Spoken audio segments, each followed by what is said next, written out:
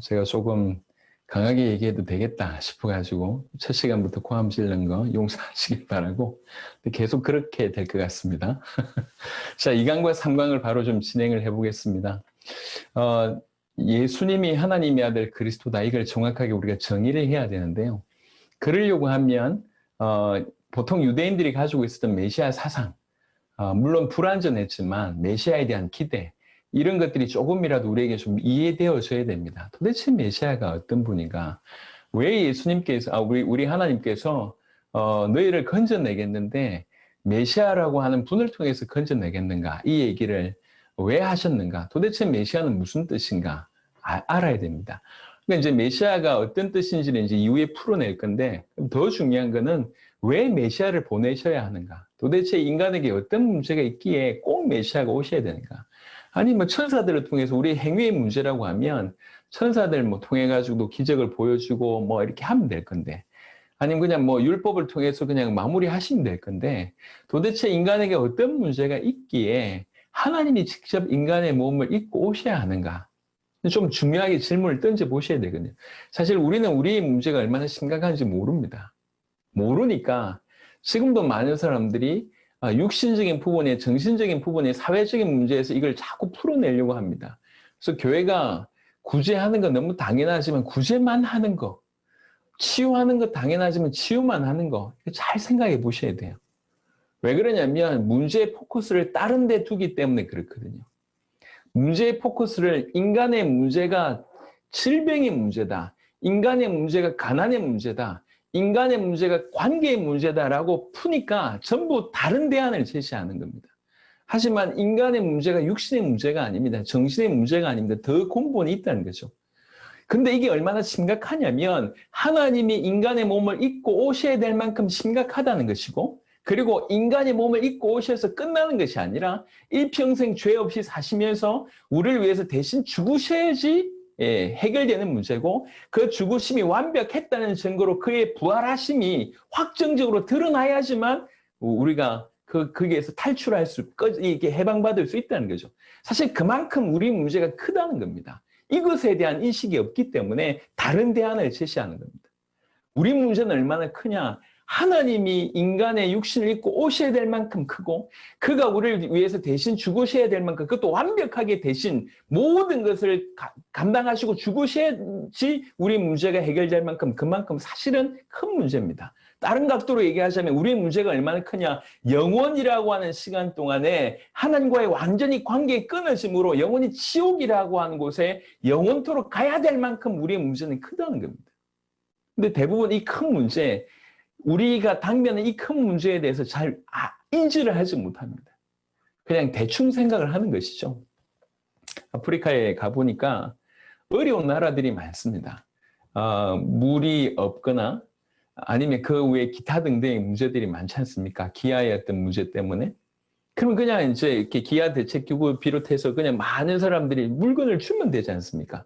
그냥 구호 물품을 보내고 뭐 식량을 보내면 되는데, 또 크게 이면에 뭐가 있냐면 정치적인 문제가 있는 거죠. 그래가지고 막 이렇게 종족끼리 이권을 다툼하고, 아니 가난한 사람들한테 보내주는데 그것도 맞고, 이런 일들이 벌어지는 겁니다.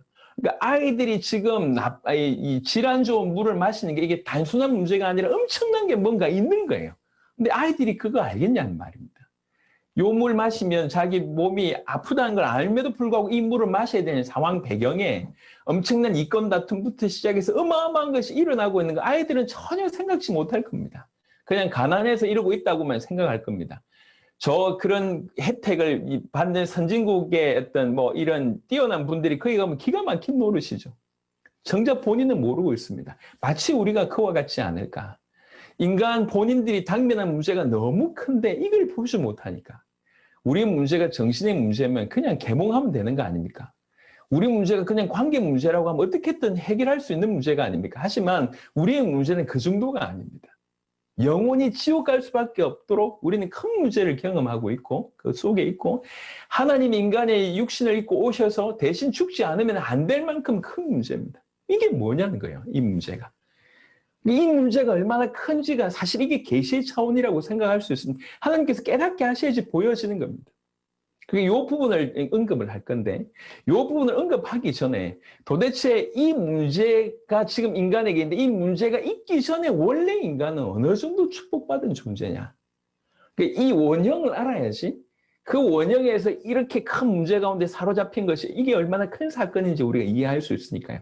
그래서 정리하면 우리 인간의 원형의 모습과 그러면서 인간에게 이제 직접적으로 와 있는 이 문제, 그래서 이 문제를 해결하시기 위해서 메시아가 오셔야 되는 이유, 그리고 메시아께서 오랫동안 기다리고 있는 중에 오신 그 메시아가 딴 분이 아니라 바로 예수님이 그 일을 행하심으로 바로 그 예수님이 그리스도다. 이런 식으로 이제 쭉 전개가 될 것입니다. 그래서 먼저 첫 시간에는 우리 인간이 원래 어떤 존재냐, 요걸 먼저 좀 살펴봤으면 좋겠습니다. 창세기 1장, 2장에 제일 잘 표현되어 있는데요. 먼저는 하나님의 형상대로 지음받은 존재입니다. 인간이 얼마나 엄청난 축복을 받았는지를 제가 표현을 못해서 그냥 인간은 창세기 1장, 2장의 표현 그대로 복받은 존재 이렇게 표현했는데요. 그게 어떤 것인지 좀 구체적으로 보면 일단 인간은 하나님의 형상대로 지음받은 존재라고 하는 것입니다. 27강에도 제가 말씀을 드렸는데요. 하나님의 형상 자체가 뭔지는 신학적으로 의견이 너무 분분합니다. 의와 거룩함과 이런 것부터 시작해서 많은 부분들이 있는데 하나님의 형상이 뭔가라고 하는 그게 초점 맞추지 않고 하나님의 형상대로 지음받았다. 그 하나님의 형상을 닮았다라고 하는 것이 뭔가 요 포인트 가지고 이제 설명을 좀 해보도록 하겠습니다. 먼저는 창세기 1장 26절 27절 하나님이 이르시되 우리의 형상을 따라 우리의 모양대로 우리가 사람을 만들고 그들로 바다의 물고기와 하늘의 새와 가축과 온 땅과 땅에 기는 모든 것을 다스리게 하자 하시고 하나님이 자기 형상 곧 하나님의 형상대로 사람을 창조하시되 남자와 여자를 창조하시고 자기 형상대로 자기 모양대로 창조하셨다고 얘기했습니다. 요한복음 4장 24절에는 특별히 하나님은 영이시라고 얘기했습니다. 창세기 1장 26절 27절 하나님의 형상대로 지음받았다고 얘기할 때 제일 먼저 언급할 수 있는 것은 우린 영적인 존재라고 하는 겁니다. 참 하나님의 은혜죠. 육신을 가지고 있으면서도 영적인 존재가 될 수 있다. 이게 우리 인간이 받은 최고의 축복이 아닌가 생각합니다. 두 번째, 하나님의 형상대로 지음을 받았다고 하는 것이 어떤 의미가 있는지는 시편 8편 4절부터 8절에 보면 사람이 무엇이기에 주께서 그를 생각하시며 인자가 무엇이기에 주께서 그를 돌보시나이까 그를 하나님보다 조금 못하게 하시고 영화와 존귀로 관을 씌우셨나이다. 주의 손으로 만드신 것을 다스리게 하시고 만물을 그의 발 아래에 두셨으니 곧 모든 소와 양과 들짐승이며 공중의 새와 바다의 물고기와 바닷길에 다니는 것이니이다. 이제 27강을 할 때도 좀 전달했지만 우리 인간은 굉장히 독특한 위치에 있습니다. 하나님께서 우리를 만드실 때 우리는 피조물로 지음을 받았는데 피조 세계 전체를 다스릴 자로 원래 지음을 받았습니다. 그래서 생육하고 번성하고 충만하고 다스리라 처음부터 그렇게 말씀하셨지 않습니까? 피조물을 대하여는 우리는 왕적인 존재로 처음부터 지음을 받았고 하나님을 대하여는 우리는 피조물이 되는 것입니다. 그래서 피조물이지만 피조 세계를 다스리는 왕으로 굳이 얘기하자면 만물의 대리 통치자로 우리는 지음을 받았습니다. 그래서 처음부터 우리는 왕 같은 존재로 지음을 받았다는 것이죠. 사실은 겨우 이 정도밖에 말을 못할 것 같습니다. 이게 얼마나 큰 일인지 잘 모르겠어요. 우리가 피조 세계 전체를 다스리는 왕적인 존재로 지음받았다고 하는 것이 너무 어마어마한 말인데 이 정도밖에 설명을 못하겠습니다. 그리고 나서 세 번째는요. 하나님의 형상대로 지음받았다고 하는 것은 그가 영적인 존재로 지음을 받았고 왕적인 존재로 지음을 받았고 또 동시에 창세기 5장 3절에 아담은 130세에 자기의 모형 곧 자기의 형상과 같은 아들을 낳아 이름을 셋이라 하였고 이렇게 있습니다. 여기 보면 자기의 모양과 자기의 형상이라고 하는 여기 있습니다. 이게 대조를 해보시면 자기의 모양과 자기의 형상이라고 하는 것을 가운데 두고 아담이 자기의 모양과 자기 형상대로 아들 낳았는데 그가 셋이라고 했습니다.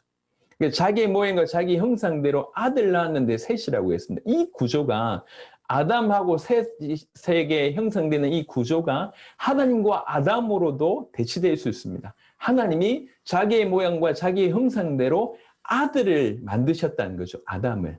그래서 이 구조로 볼 때 처음부터 아담은 그냥 단순한 피조물이 아니라 처음부터 자녀로 지음을 받았다고 하는 것입니다.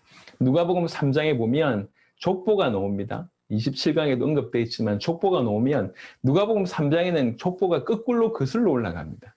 예. 요셉 위는 누구요? 그 위는 누구요? 쭉 합니다. 그러면서 맨 꼭대기 위에 셋 위에 아담이요라고 했는데 거기서 끝나지 않고요. 아담 위는 하나님이다 되어 있습니다.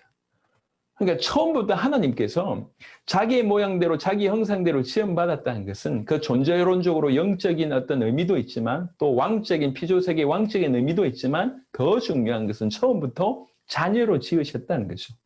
그래서 우리가 하나님을 닮았다는 얘기는 처음부터 우리는 하나님의 자녀다라고 하는 것을 내포하고 있습니다.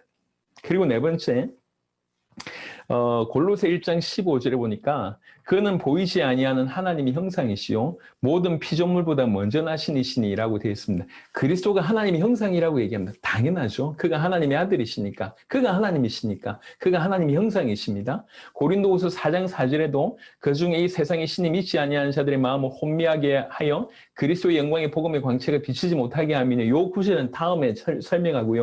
요 고린도후서 4장 4절 여기에 이렇게 언급한 이유는 후자의 어떤 부분 때문입니다. 그리스도는 하나님의 형상이니라. 이 부분 때문에 이 구절을 넣은 겁니다. 그리스도는 하나님이십니다. 하나님의 아들이십니다. 그래서 하나님의 형상인 거죠. 바울 서신에 보면 이 그리스도를 아담과 비교합니다. 그래서 첫사람, 첫 아담, 마지막 아담.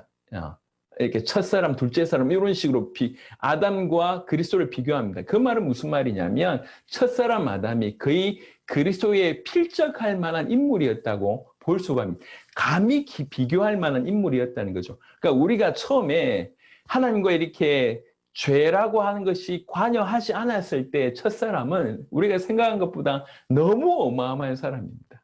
너무 엄청난 사람입니다. 한 예를 이제 제가 생각하기에 다른 얘기를 좀 드려보면 우리가 지금 첫사람 아담이 어느 정도 뛰어난 인물인지 우리가 감히 알 수가 없습니다. 그래서 어떤 분들은 비유를 이렇게 얘기하더라고요. 비행기가 날아가다 추락을 했는데 그 이제 추락한 잔해 중에 쇳덩어리 일부를 지나가는 이제 원시인이 그걸 발견을 했다고 칩시다. 그 쇳덩어리 하나 가지고 이 원시인이 비행기를 유추할 수 있을까? 외형을 첫 번째, 두 번째 외형을 유추한다 할지라도 그 원리를 이해할 수 있을까? 터무니없지 않을까? 그러면서 하는 얘기입니다. 우리가 지금 첫사람 아담을 이해한다는 것이 그 정도 수준이다 이렇게 얘기합니다. 지금도 전 세계에 불가사의들이 굉장히 많지 않습니까?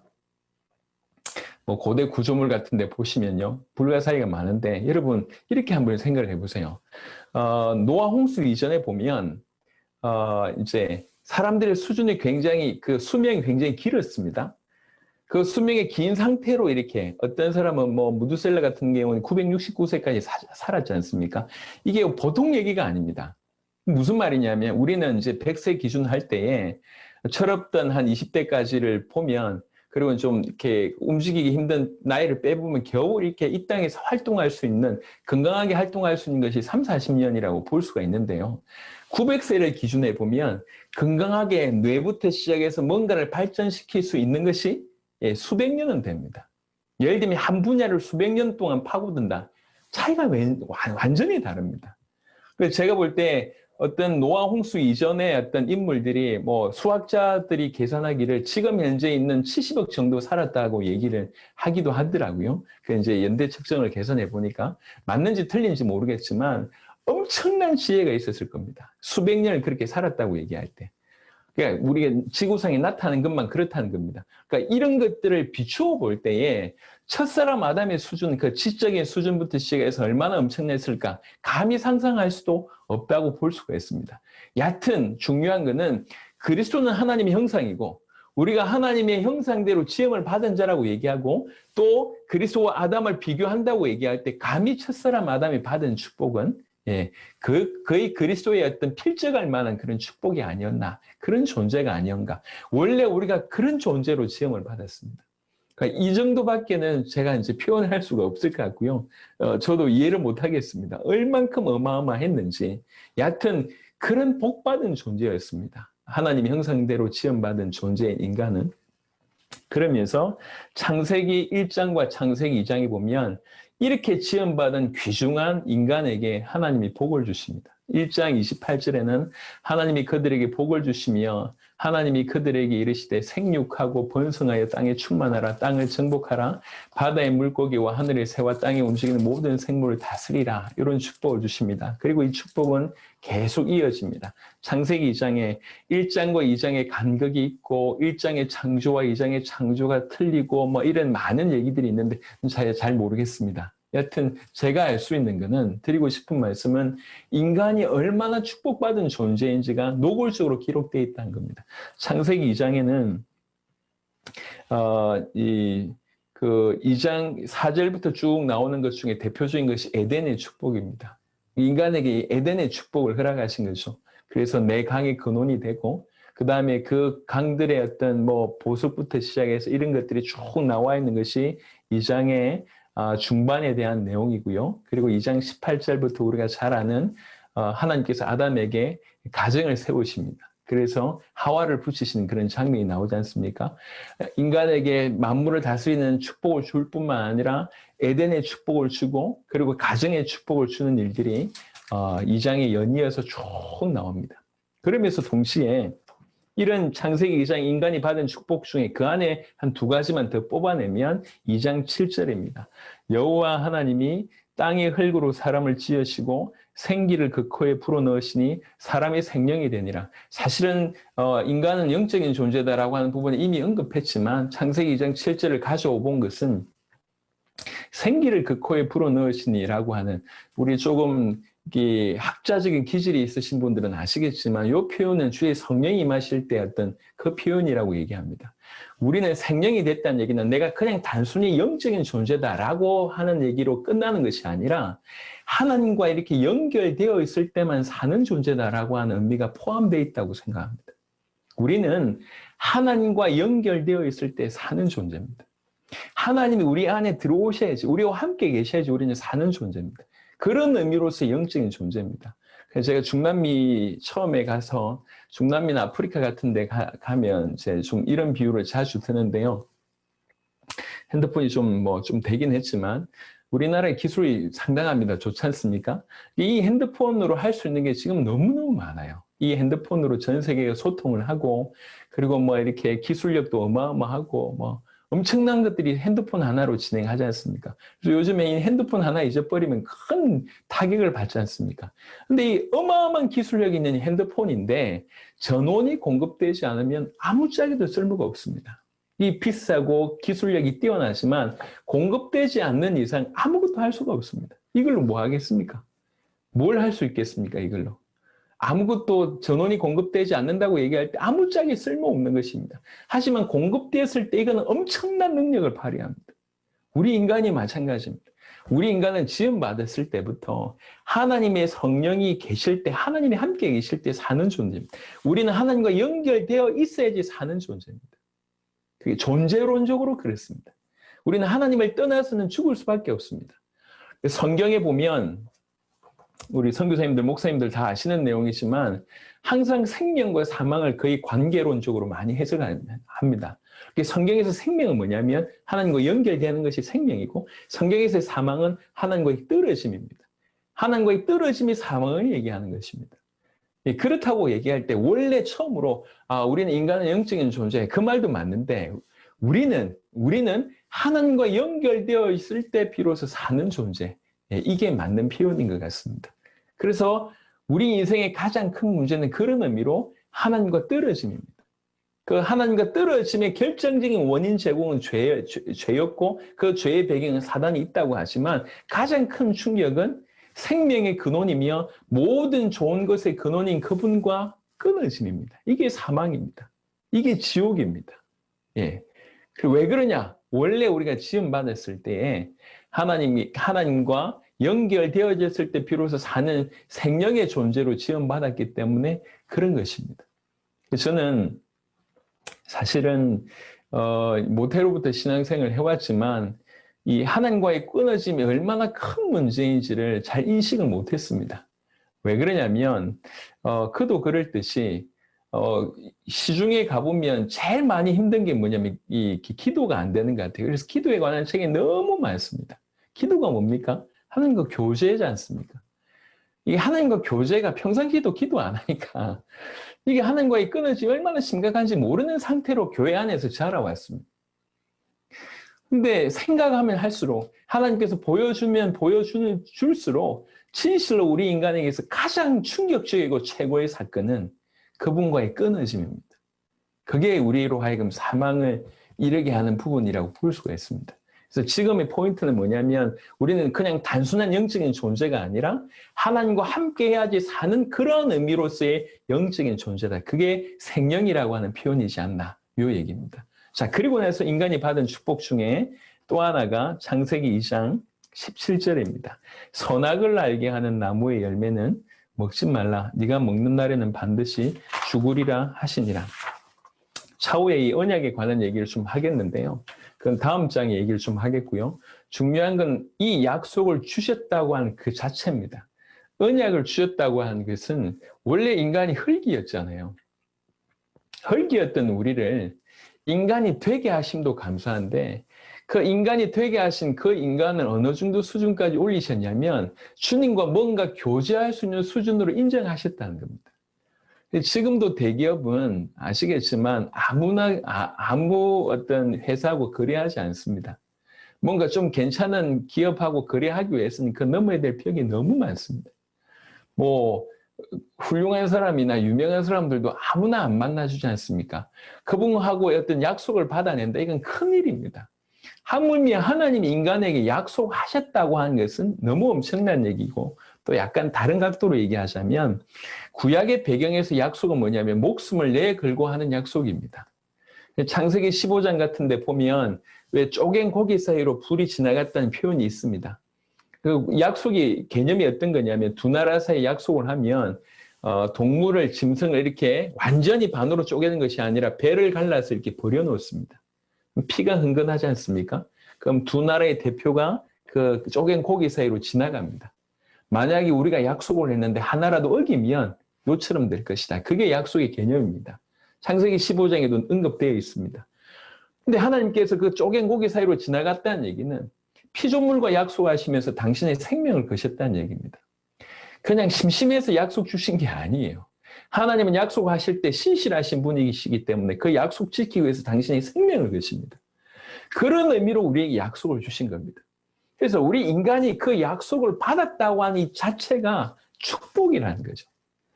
이 약속의 내용이 어떠며 이 약속을 통해서 무슨 결과가 일어났으면 이건 일단 차제의 문제고 인간에게 약속을 허락하셨다. 그게 복이라는 겁니다. 그게 엄청난 축복이라는 것이죠.